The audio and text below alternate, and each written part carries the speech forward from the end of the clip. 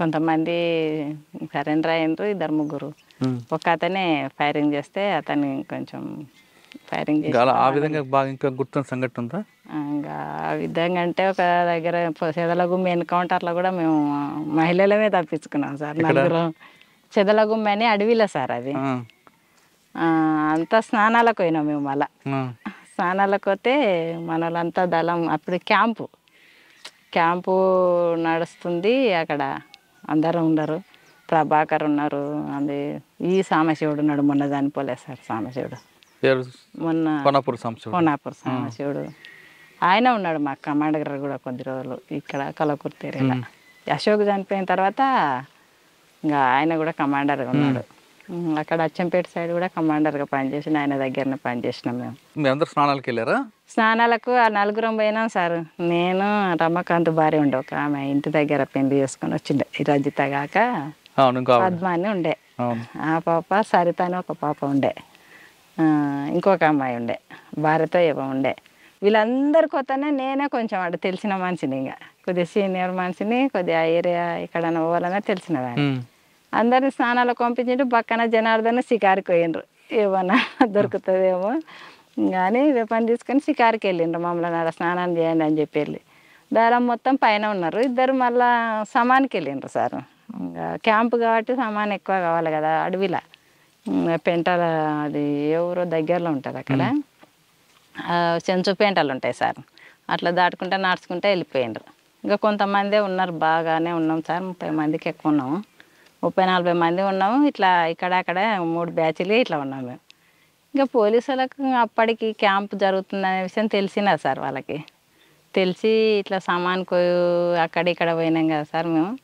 అయితే పోలీసు వాళ్ళు ఇక్కడ మేము దళం మొత్తం క్యాంప్ ఇక్కడ ఉంటే ఇక్కడ మధ్యలో వాగు ఉంటుంది సార్. ఇత్తల పోలీసు వాళ్ళు వచ్చి ఉన్నారు, అపోజిట్ గుట్ట మీద పోలీసు వాళ్ళు ఉన్నారు సార్. పోలీసు వాళ్ళు ఉంటే అప్పటికి మాకు తెలియదు, మేము కింద ఉన్నది వాళ్ళకి తెలియదు, వాళ్ళు పైన ఉన్నది మాకు తెలియదు. స్నానాలు చేసుకుంటాం మేము కూడా ఉన్నాము. వీళ్ళు షికారు పోయిన వాళ్ళకి కూడా తెలియదు సార్. తెలియకుంటే ఇంకా అక్కడ ఒకటి ఏంటంటే సమానికి వెళ్ళిన వాళ్ళు ఇద్దరు విజయ్ అని ఉండే, విజయ్ ఇంకొక అతను. వాళ్ళు సామాన్ మూటలు ఎత్తుకొని వస్తుంటే పోలీసు వాళ్ళు చూసిండ్రు. మన వాళ్ళు ఈడెందుకుంటారు అవతల కదా ఉండేదని చెప్పి ఎమ్మడే సామాన్ పోయిన వాళ్ళు ఫైరింగ్ చేసిండ్రు. అప్పటికి మేము స్నానాలు చేసి క్యాన్లలో నీళ్ళు పట్టుకొని గుట్ట ఎక్కుతున్నాం సార్. ఇంకా పైకి క్యాంప్ మీదకి ఎక్కుతున్నాము.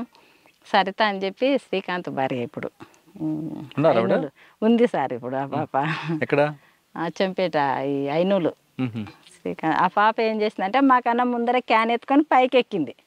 అప్పటికి ఆ ఫైరింగ్ అయ్యేదావిడ ఏం చేసిండ్రంటే దళం మొత్తం వెళ్ళిపోయింది. ఇంకా లేదాడ క్యాంప్ అందరు వెళ్ళిపోయినారు. మేము వాగులోనే ఉన్నాము. ఇక్కడ పోలీసు వాళ్ళు వచ్చినారు. పోలీసు వాళ్ళు దిగి కూడా పైకి ఎక్కినారు, మేము ఉన్న ప్లేస్లోకి ఎక్కినారు. వీళ్ళు సెంట్రీ ఇక్కడ షికారికి పోయిన వాళ్ళు రాలే, మేము వీళ్ళని చూసుకుంటూ ఉన్నాము. ఇంకా పైకి ఎక్కి పాపలు ఒల్లి పెట్టినా కూడా మమ్మల్ని పట్టుకునే వాళ్ళే పోలీసు వాళ్ళు. ఆ పాప ఏం చేసిందంటే డ్రెస్సులు వేరే ఉన్నాయి, కొత్త పాప అసలు డ్రెస్సులు వేరే ఉంటే సెంటర్ దగ్గర ఎవరు లేరు, మన వాళ్ళు అయితే ఒక్కరు కనబడతలేరు అని క్యాన్ ఆడనే పెట్టి కిందకి దిగి వచ్చింది అంతే. ఇంకా ఇట్లా సెంటర్ ఉంటుంది, సెంటర్ దగ్గర కింద పెట్టింది. పోలీసు వాళ్ళు ఆ పాపను చూసలేరు అంతే. మేము సీరలు కట్టుకొనే ఉన్నాం మళ్ళీ అప్పటికి స్నానాలు చేసి. సెంటర్ దగ్గర పెట్టి ఇంకా కిందికి దిగి వచ్చి నాకే చెప్పింది, అక్క మన వాళ్ళు అయితే కనబడతలేరు, ఎవరో కొత్త వాళ్ళు కొత్త డ్రెస్సులు కనబడుతున్నాయి అని అన్నది. కొత్త డ్రెస్సులు అంటే కూడా నేను పోలీసు వాళ్ళు అని అనుకోలే. సరేలే ఎందుకైనా మంచిది, మనం డైరెక్ట్ ఎక్కొద్దు, ఇట్లే వాగులంగా కొంత దూరం పోయి మనం అట్లా రిటర్న్ వెనకంగా వచ్చి చూద్దామని అన్న అడవిలో. అంటే సరే అని చెప్పి అలా ముగ్గురిని తీసుకొని నేను నలుగురం కొంత దూరం ఇంకా పోతున్నాం. ఇట్లే క్యాన్లు ఇడిచిపెట్టినాము. ఇంకా బ్యాగులు ఉన్నాయి, ఇట్లా చీరల మీద ఉన్నాం అడవిలో, బ్యాగులు ఉన్నాయి. పోతుంటే ఏమైందంటే మా జనార్దన్ ఇద్దరు పక్కన ఇద్దరు ఇంకా షికారు పోయిన వాళ్ళు వచ్చిండ్రు. వస్తే వాళ్ళు పైనుంచి పోలీసు వాళ్ళు కిందికి దిగుతున్నారంట. మళ్ళీ దిగుతుంటే వీళ్ళు ఏమనుకున్నారు, మనోళ్ళే కదా పైనుంచి ఎందుకు కిందికి దిగుతున్నారు అని చెప్పి వీళ్ళు వస్తున్నాం అని దగ్గరికి వెళ్ళిండంట. ఇట్లా దగ్గరికి వెళ్ళే వరకు అరే మనోళ్ళు కానట్టుందని చెప్పి ఎమ్మడే జనార్దన్ ఫైరింగ్ చేసింది. అప్పుడు పోలీసు వాళ్ళు వెనక్కి కొరికాను. ఆ ఫైరింగ్ శబ్దం విని మేము ఇంకా మనోళ్ళు అయితే కాదు పోలీసు వాళ్ళే ఉంటుంది, మనోళ్ళు లేక ఇంటర్లే కొత్త డ్రెస్సులు అంటే ఫైరింగ్ అవుతుందని చెప్పి అప్పుడు అక్కడ నుంచి కొంత దూరం పోయి మళ్ళీ డ్రెస్సులు మార్చుకున్నాము. ఈ అడవిలో ఇట్లా చీరల మీద పోలేము మనం, డ్రెస్సులు అయితే మార్చుకోండి అని చెప్పి డ్రెస్సులు మార్పించినాయి. ఇంకా యూనిఫామ్ వేసుకోండి మనం పోలేమని చెప్పి అంటే అప్పుడు మాకు అప్పుడు అర్థమైంది సార్. ఇంక ఇప్పుడు వీళ్ళకి ఎప్పుడైతే ఫైరింగ్ జరిగిందో జనార్దన్కి బక్క నాకు వాళ్ళు ఇంకా అప్పుడు అర్థమైంది ఇది ఎన్కౌంటరే, ఇంకా సార్ అన్నోళ్ళు లేకుంటారు, ఇట్లా చేసి ఇంకా మనం ఇక్కడ నుంచి అయితే వెళ్ళిపోవాలి అని చెప్పి వాళ్ళకి ఇంకా ఇన్ఫామ్ వేసుకొని అట్లా ఏట్లకి దిగి ఇంకా మాకు అప్పటికి ఎక్కడ పోవాలనేది కూడా తెలియదు. ఇంకా ఏట్లకు దిగి నైట్ అంతా నలుగురం అడవిలో వండుకున్నాం. ఇప్పుడు కృష్ణానది ఉంది కదా సార్, కృష్ణానది దాటి అవతలకి అడవిలో వండుకున్నాం. ఇంకా ఒకరం ఎట్లా సెంటర్ కూర్చుంటాం, ఇంకేం భయం అదేందో కానీ సార్ చాలా ధైర్యం ఉంటుందిలే.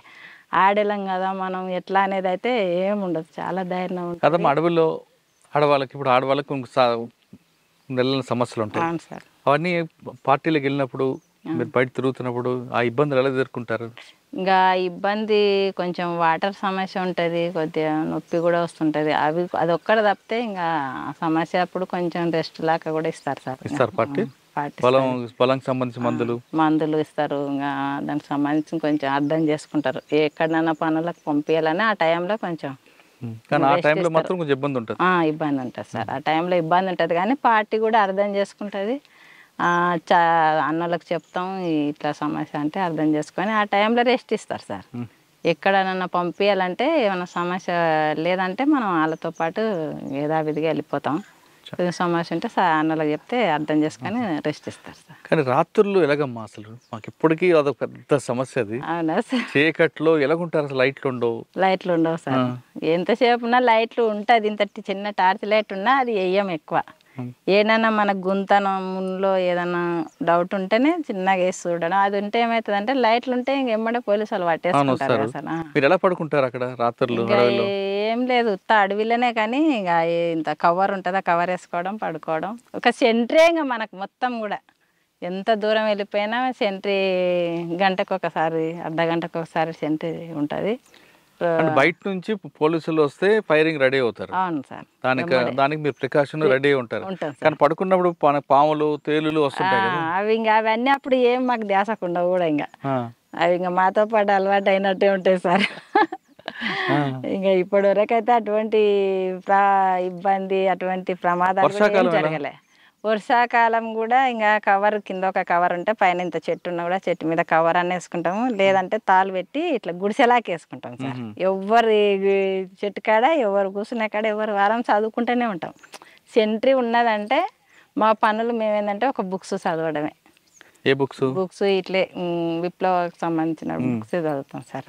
పార్టీ తెప్పిస్తుంది ఎవరెవరు ఏ బుక్స్లు చదవాలని చెప్పి దళ కమాండర్ కానీ ఈ జిల్లా కమిటీ మెంబర్ కానీ బుక్స్ పంపిస్తారు, అవి చదువుకుంటాం. వేరే ఏముండదు. ఇంకా సాయంత్రం 4 అయిందంటే మళ్ళీ మనం ఏ గ్రామానికి పోవాలి, ఎవరిని కలవాలి, ఏ సమస్యలు అనేది చెప్పి ఆ రోజు మాట్లాడుకుంటాం సార్. ఆ ఊర్లో ఉన్న సమస్యలు ఆ ఊరు సానుభూతి పరులతోనే తెలుసుకుంటాం కదా సార్ ముందే. పలానూరుకు పోయినామంటే పలానూరులో ఈ సమస్య అనేది మాకు ముందే ఉంటుంది సార్ ప్లాను. మేము ఏంటంటే సమావేశం అవుతాం కదా సార్. సమావేశం అయినప్పుడు పలానా ఊర్లో ఈ నెలలో ఈ సమస్యలు ఉన్నాయని చెప్పి మేము రాసుకుంటాం సార్. మొత్తం రాసుకొని ఆ గ్రామానికి పోయినప్పుడు మహిళా సంఘాలలాగా పెట్టడం, మహిళలం పోయి, లేదంటే ఫుడ్స్ల దగ్గర కూడా వాళ్ళకు కూడా సంఘాలలాగా ఏర్పాటు చేసి అవి పంచాయతీలు కానీ భూమి సమస్యలు కానీ ఏవి కానీ ఆ రోజు ఆ సమస్య గురించి మాట్లాడాలి. వీళ్ళని ఫస్ట్ వాళ్ళ దగ్గర మాట్లాడి తర్వాత ఆ రోజు అవుతుంది అనుకుంటే మాట్లాడతాం, లేదంటే తర్వాత వస్తామని చెప్పి వెళ్ళిపోతాం. అక్కడ మీరు పెట్టిన ప్రజా మీటింగ్లు ఉంటాయి, గ్రామ సభలు. అవును సార్. ఆ గ్రామ సభలో ఆ వ్యక్తి వినలేదనుకో, పనిష్మెంట్ ఇస్తారా? ఇస్తాం సార్, కానీ చెప్పి చూస్తాం. ఒక్కసారి ఒకటికి 2 సార్లు అంతే. అంత తొందరగా యాక్షన్ అయితే తీసుకోం సార్ ఎవరైనా కానీ. అంతెందుకు మా ఊర్లో కూడా ప్రజాకోటి పెట్టినాం ఇద్దరం వచ్చి కూడా విప్నగాన్లలో సార్. ఈ బ్రాండ్లలో కూడా అసలు పరిచయం సార్. అందరం వచ్చినాము, యూనిఫామ్ వినే ఉన్నాము, వెపన్స్ ఉన్నాయి మా దగ్గర. అప్పుడు మా నాయనని ఎవరైతే కొట్టించిండ్రో మస్తుగా ముక్కు భూమికి రాపించిపోయినా ప్రజాకోటి పెట్టి. కృష్ణారెడ్డి అని ఉండే సార్ అప్పుడు. అయితే అప్పుడు పానగల దళం వల్లనే ఉన్నాము ఇద్దరం. ఉన్న తర్వాత ఊర్లో కొంచెం అది ఎలాగొండది పొలం పంచాయతీ ఉండే సార్, ఎస్సీలు అది. ఆ పొలం పంచాయతీ మా ఊర్లో ఒక అతను జిన్నుకు సంబంధించిన ఆయన ఉండే. అంటే ఆ సమావేశంకి వచ్చి ఆయన పిలిపించారా?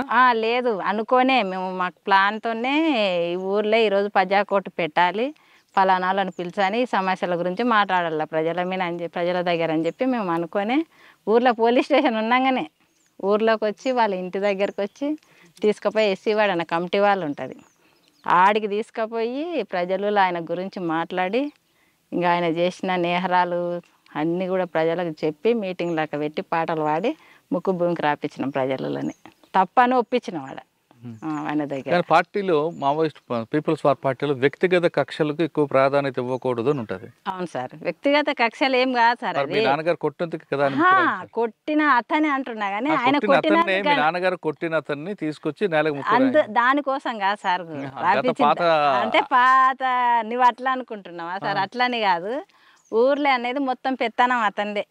అతను చెప్పినట్టు కొట్టడం కాకుండా చాలా తప్పులు చేశాడు. చాలా తప్పులు, మామూలుగా తప్పులు కాదు సార్. ఊర్లో పెత్తనం మొత్తం అతందే. అతను చెప్పినట్టే వినాలి, ఎవ్వరు కూడా ఎదిరించి మాట్లాడకూడదు. ఈ ఎస్సీలు ఉన్నారంటే మా ఊర్లో ఒక్కటే బావి ఉండే సార్ తాగడానికి నీళ్ళు. ఆ ఎస్సీల బావి ఇట్లా ముట్టుకోకూడదు, ఊరబావి అని ఉంటుంది సార్. అవి ఇంకా వేరే నీళ్ళు ఏవి ఉండవు. ఎంత ఇంత పెద్ద ఊరైనా ఆ ఊరికి పోయి నీళ్ళు చదువుకొని రావాలి. అయితే ఎస్సీలు మేము పోస్తేనే, ఎస్సీలు కాకుండా వేరే కులం వాళ్ళు పోస్తేనే వాళ్ళు బిందె ఎత్తుకొని రావాలి. గంట సేపు కానీ వాళ్ళు బిందె ఇట్లా పెట్టి ఇట్లా నిలబడాలి సార్. ఒకవేళ మనం వాళ్ళు వచ్చి ముట్టుకున్నదంటే వాళ్ళని తీసుకుపోవడము, అనేక ఇబ్బందులు కొట్టడము చేయడము అట్లాంటివి ఉండవని చెప్పి కూడా జనార్దన దానికి ఎదిరించిండు కూడా సార్. ఊర్లే ఎదిరించి తోలుకపోయి కూడా నీళ్ళు సేదించిండు. ఇద్దరు భార్య భర్తలు ఒక దగ్గర ఉన్నారు కదా, కానీ జనార్దన్ అందు ఎక్కువగా కనిపిస్తుంది అటాక్లు, మీ తక్కువ ఉంటుంది ఎందుకు? జనార్దన్ అప్పటికే 90 కన్నా ముందు నుంచే పార్టీలో ఉన్నాడు కదా సార్. ఇప్పుడు నేను పోయింది అప్పటికి కొత్తగా బాగా తెలియదు, ఇంకా ఏరే తిరిగి చేయడము అది. ఇంకోటి జనార్దన్ కమాండర్ కూడా ఉన్నాడు కాబట్టి ఎక్కువ ఆయన ఫోకస్ ఉంటుంది సార్. అది ఎంత 8 సంవత్సరాలు ఉన్నారు మీరు? 8 సంవత్సరాలు. 8 సంవత్సరాలు ఇప్పుడు మీరు చెప్పినవన్నీ గుర్తున్నాయి. కానీ పార్టీలోకి వెళ్ళిన తర్వాత మీరు చేసిన కొన్ని మంచి పనులు ఉన్నాయి, కొన్ని పార్టీ ఆదేశాల మీద కొట్టడం ఉంది. ఎప్పుడైనా బాధపడ్డారా? తప్పు చేస్తున్నానా అని బాధపడ్డారా? లేదు ప్రజల కోసం ఈ పని చేయడం కరెక్టే? అలాంటి బాధలు అయితే ఏం పడలేదు సార్. ఇంకా కాకపోతే ఇంకా ప్రజలకు చైతన్యం కల్పించడంలో మేము కూడా విఫలమవుతున్నామని అనుకున్నాం సార్. ఇంకా కొంతమంది ఇన్ఫార్మర్లుగా తయారవడం మన దగ్గరకు వచ్చి కూడా ఇంకా ప్రజలకు ఇంకా ఎక్కువ విస్తృతంగా పోవాలి అని చెప్పేది మేము. అంటే ప్రజలకి చైతన్యం కల్పించడంలో కొంతమేర విఫలమయ్యారు అంగీకరిస్తారు? అవును సార్. ఓకే, మరి ఎందుకు వచ్చారు మరి? కొంచెం అంటే తర్వాత మేము స్పెషల్ దళంలో ఉన్నాక ఇద్దరం విడివిడిగా ఉన్నాం సార్ మేము. ఇంకోటి అనారోగ్య సమస్యలు కూడా నేను ఇక్కడ పానగాలి ఏరియాకు మళ్ళీ నన్ను రమాకాంత్ను పంపించిండ్రు సార్. నన్ను డిప్యూటీగా పంపించిండ్రు, రమాకాంత్ను కమాండర్గా పంపించిండ్రు. అయితే ఇక్కడ వచ్చిన తర్వాత కొంచెం హెల్త్ ప్రాబ్లం ఎక్కువ సార్. ప్లేన్ ఏరియా అయింది, హెల్త్ ప్రాబ్లం వల్ల జనార్దన్ లోపలనే ఉన్నాడు. అప్పటికి అక్కడే ఉన్నాడు, కలకుర్తి దళ కమాండర్గానే ఉన్నాడు. చెప్పకుండానే నేను బయటికి మోనాయనలను కలిసిన. అవునా? పార్టీకి కూడా చెప్పలేదు. ఇంకా ప్రాబ్లం ఇంకా కొంచెం ఎక్కువ ఇబ్బంది అవుతుంటే ఏం చేయాలి. మా ఊర్లో అంటే నాయన వాళ్ళని చేను దగ్గర పోయి కలిసిన. ఊర్లోకి వచ్చి ఇంకా నాయన ఊర్లో వెంకటేశ్వర సార్ ఉండే సార్, మొన్న వచ్చి లేకుండే సార్ డిఎస్పీకి వచ్చి ఆ సార్ దగ్గర పోయి నాయనలు మాట్లాడి సరెండర్ చేయించారు. ఆర్కే మీనా దగ్గర. అప్పుడు మీకు రావాల్సింది ఇచ్చారా? అప్పుడు ఏమి ఇవ్వలేదు సార్, మాకు 5,000 ఇచ్చిండ్రు. అంటే ఇమీడియట్ రిలీఫ్ అది. తర్వాత ఏమి ఇవ్వలేదు సార్. జనార్దన్ వచ్చినాకైనా అవే ఇచ్చిండ్రు మాకు. మీరు బయటకు వచ్చారు జనార్దన్ చెప్పకుండా, మరి ఎప్పుడు చెప్పారు జనార్దన్కి? నేను సరెండర్ అయినాక చూసుకున్నారు అంతే. చెప్పడానికి ఏముండదు కదా సార్. ఇంకా బయటకు వచ్చిన తర్వాత మళ్ళీ పోతే ఏంది దళం దగ్గరకు పోయి మాట్లాడి మళ్ళీ ఏమైనా పర్మిషన్ ఇస్తే అప్పటికి ఫోన్లు కూడా లేవు సార్ మాకు. మేము 2002 కాబట్టి తీసుకొచ్చారు బయటికి. నేనేం తేలేదు సార్ లోపల. ఇంకా ఏం జరిగిందో వాళ్ళకే తెలవాలి, నేనైతే లేను కదా. ఏం లేదు అప్పుడు, ఎవరి ఇష్టం అది, ఎవరి అభిప్రాయం వాళ్ళది. అట్లాంటి కోపాలు అయితే ఏమి ఉండవు. బయటకు వచ్చిన తర్వాత పోలీసు వేధింపులు లేవు? లేవు సార్. ఆయన పిలిపించు బయటికి రా అని. ఒకసారి 2 సార్లు అయితే అక్కడ అటాక్ జరిగి జనార్దన్ తప్పించుకున్నాడు అని చెప్పి శ్రీనివాసులు సార్ పిలిపించిన స్టేషన్ కాడికి. నీకు తెలుసా అమ్మ ఇట్లా జనార్దన్ పట్టుకుంటే తప్పించుకొని పోయిండు సరిగా అని చారగొండ దగ్గర అని అన్నాడు సార్. అంటే తెలియదు సార్ నాకు అని అన్నా. అంటే పట్టుకుంటే కొంచెం మిస్ అయ్యిండు అని చెప్పిండు సార్ పిలిచి. అంటే తెలియదు సార్ నాకు అన్నాను అంటే ఇంకా పిలిపించి తీసుకురండి రమ్మన్నాను అనేది పెద్ద వేధింపులు అయితే ఏం పెట్టలేదు సార్. వస్తే బాగుంటుందమ్మా అని అంటే మాకు తెలియదు కదా సార్, మాకు కలుస్తారా అని చెప్పి అన్నాను సార్. అంటే బయటకు వచ్చిన తర్వాత ఇంకా పార్టీతో సంబంధం లేవు? లేవు సార్, పార్టీతో సంబంధం పార్టీ కూడా మీకు రమ్మని ఎప్పుడు ఏం లేదు, ఆ సంబంధాలు అయితే పెట్టుకోలేదు సార్. ఇంకా మా బతుకు మేము బతుకుతున్నాం. నేను టైలరింగ్ వచ్చిన తర్వాత అయినా ఇద్దరం, నేను వచ్చిన తొందరలోనే వచ్చిండు సార్ బయటికి కూడా. 2002లోనే వచ్చిన, అతను కూడా 2002లోనే అంత 3 నెలలుగానే ఉన్నాడో ఏమో సార్ బయటికి వెళ్ళి వచ్చిండు.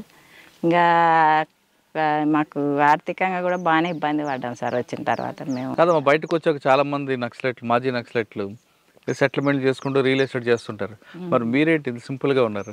మేము ఇంకా అట్లాంటివి చేయలేము సార్. మేము పార్టీలా పనిచేసి అంత అవినీతిగా చేయలేము.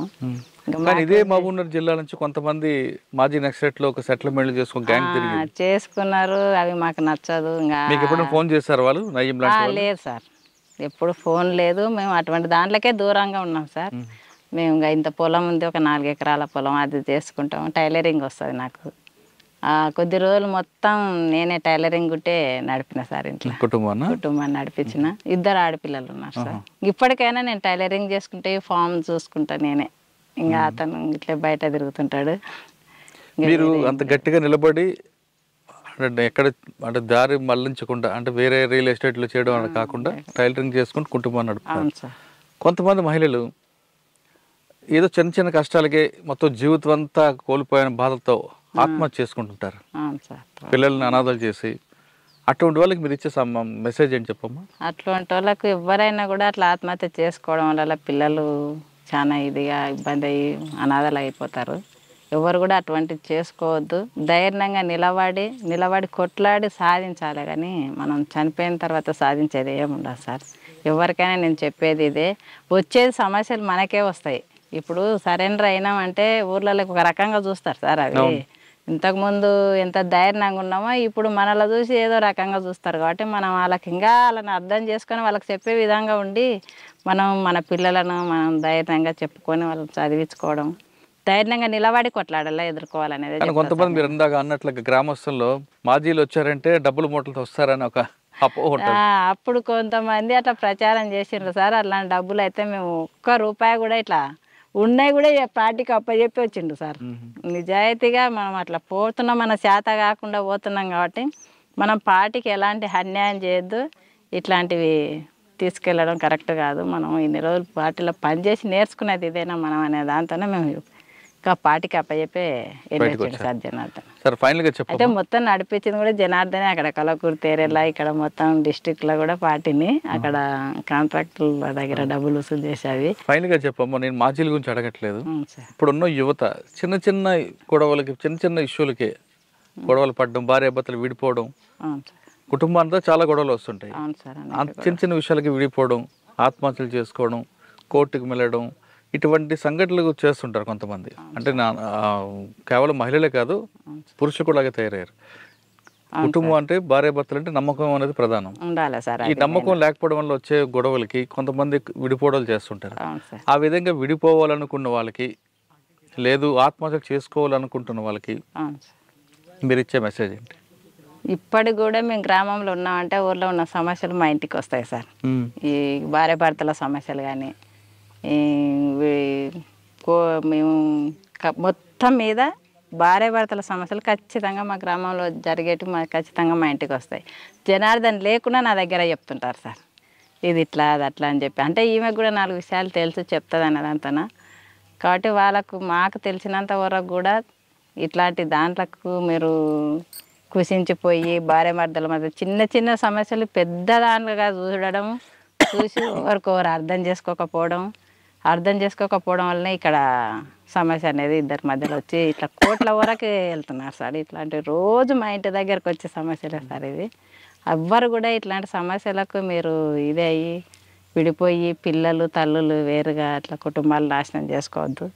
ఒకరికొకరు అర్థం చేసుకొని నమ్మకంగా భర్త మీద భార్యకి నమ్మకం ఉన్నప్పుడే ఈ కుటుంబాలు అనేది నిలబడి మంచిగా సాపిగా సాగుతాయి అనేది చెప్తా సార్ నేను.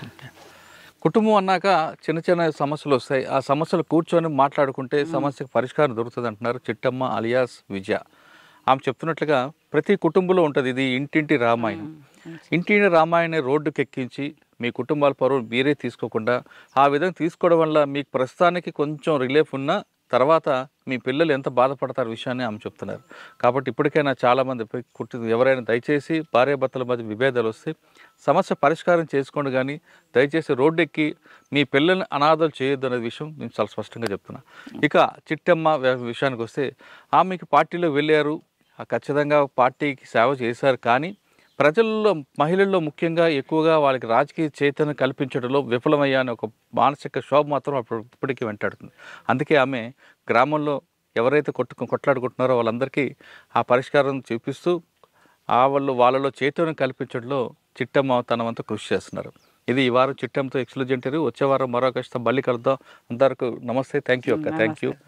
ఇప్పుడు మరొకసారి ఫైనల్గా చెప్తున్నా, ఇటువంటి మాజీ మావోయిస్టులు ఇంటర్వ్యూ చేయడం వెనక ఎలాంటి ఉద్దేశం లేదు. ఇది ప్రజల కోసం గత చరిత్ర చెప్పడానికి ఉద్దేశం తప్పించి పార్టీలకు వెళ్ళే వారికి అడ్డుకోవడానికి కానీ లేదు పోలీసుల ద్వారా చేస్తున్నారు అనుకోవడం అపోహలకి ఇది పులి స్టాప్ పెట్టడానికే ఈ ఇంటర్వ్యూ యొక్క చివరి సందేశం. Thank you.